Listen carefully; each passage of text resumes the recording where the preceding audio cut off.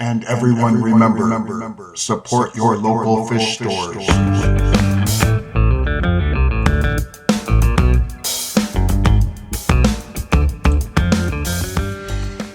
Hello. What is going on, everybody? Bruce here, and I just want to say howdy. Having a great weekend. It's Sunday, actually, and I'm going to do a video addressing something I've talked about before, which is live plants. And the whole purpose of this is to get people who are a little afraid of moving into live plants to sit back, relax. Here's a little bit of advice without getting real in depth on stuff. But a little bit of advice on how to move forward and trying to get some live plants into your aquarium. So sit back, relax. We're going to take a look at some of my tanks, and I'm going to tell you about them and tell you what works for me as far as growing plants. And you can obviously see by the plants in my tanks that I've had some luck. So thanks again for watching as always, and let's get started.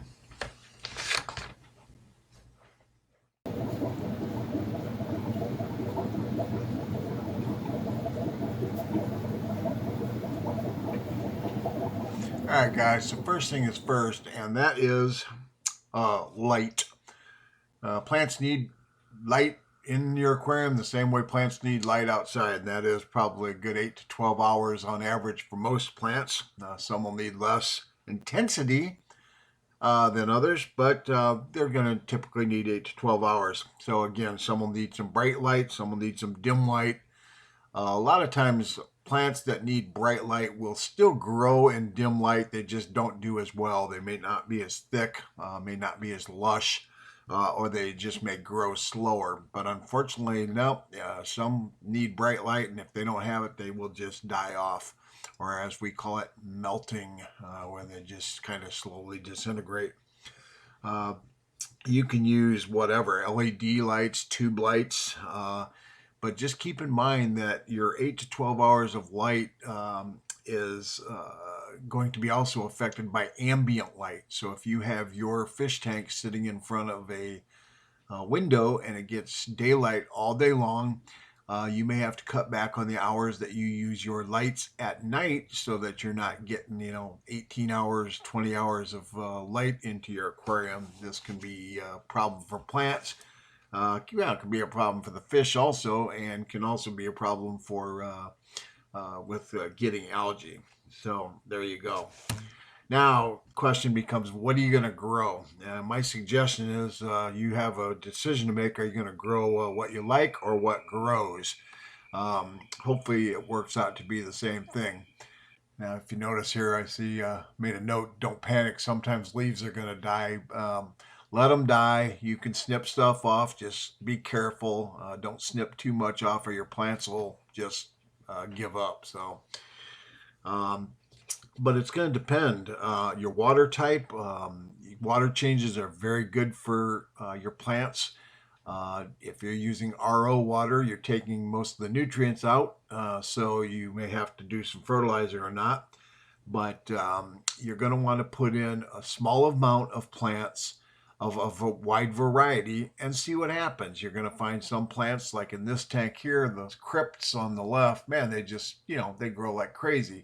Moss and a bunch of other stuff grows really good in my tanks too, which I like. And then you have to decide, are you going to be using fertilizers? What kind? Some people like to use liquid fertilizers that they add just a pump every other day or so of different companies that make fertilizers. Are you going to use CO2 or not? And again, me, I don't like to have to use a bunch of stuff because I want it to be as cheap and as natural as possible. I do occasionally use fertilizers. If my plants are not looking particularly great and I don't know exactly what's going on with the chemistry of the tank, I may add some fertilizer just to try and spruce things up. But in general, what you're seeing here is the result of plants with great root systems that are eating a lot of nutrients right out of the soil. So plant them, leave them alone, and in my opinion, don't start moving plants around until they're like this, where they're so grown up that you can, hack them back and it's not going to affect anything. Once they're large enough that you can trim them, then you can usually even move them around in the substrate. But be careful. Don't move something from a real bright light area to a dim light area, um, because you will kill them off. Also, don't over clean in the substrate around your plants. I know that if you're going to use a lot of fertilizer and CO2, you can keep your substrate as clean as you want because there's always going to be nutrients floating around in the water. But if you just want a natural tank and don't want the hassle of a lot of chemicals being, having to add a lot of chemicals or CO2, then just don't over clean your substrate. You can still do water changes, and there will still be a lot of stuff down in the substrate for your plants to eat. So don't get me wrong, water changes are still very important, but when it comes to actually cleaning up in your gravel, be very light and don't take the stuff that's getting down in there that you want your plants to eat. So there you go, guys. That's about the best advice I have to offer for you. It's really not rocket science. You can try different things, and if it works for you, then fantastic. But otherwise, try it, because if you don't, you'll never know. So there you go, guys. I know it's kind of a simplistic thing that I've said here. You've got people who get really, really in depth on plants. I just don't want to do that because I just don't think it's that tough of a subject. You go down to the local lake, and there's plants growing in there because there's food in there for them. There's light for them. And this is the same thing with your aquarium. If there's food and there's light, your plants are going to grow. So again, what extra stuff you give to your plants is entirely up to you. If you want to spend a fortune on the fanciest CO2 thing, then go for it. Again, mine, I can tell you, I do a once a week 30 to 40, maybe 50% water change on all of my tanks.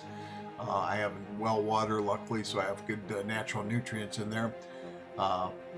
Yeah, but that's it. And like I said, other than if I have a problem, I'm typically not putting stuff into the tank very often, like additives. So it's just not good for the fish, in my opinion. So that's that. But if you have any questions, feel free to ask. But otherwise, like I said, go out, buy several kinds of plants, a small amount of them, put them in, leave them alone, have patience, and then see what grows. And then the ones that grow well for you, get a whole bunch of them and enjoy them. So thanks so much for your time today, guys. We'll talk to you later. And as always, take care of yourselves. Thanks.